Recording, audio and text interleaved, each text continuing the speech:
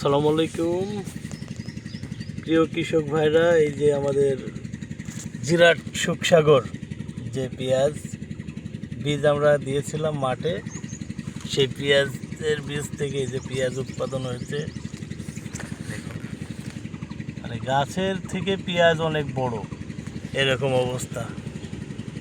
এই যে গোড়ার কালার পেঁয়াজ, এগুলা জমিতে পানি দিয়া ভিতরে দেওয়া যাচ্ছে না, তো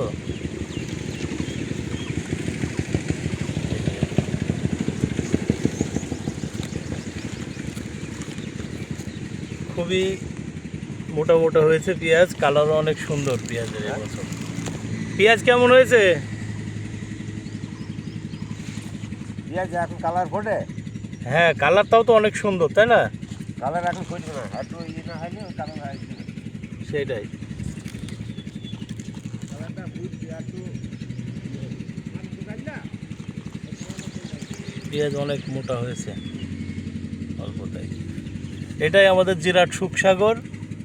মানে এর বৈশিষ্ট্য হলো গাছ থেকে মাল বেশি, অনেক পেঁয়াজের ফলন হয় এই বীজে, এবং কালার অনেক সুন্দর।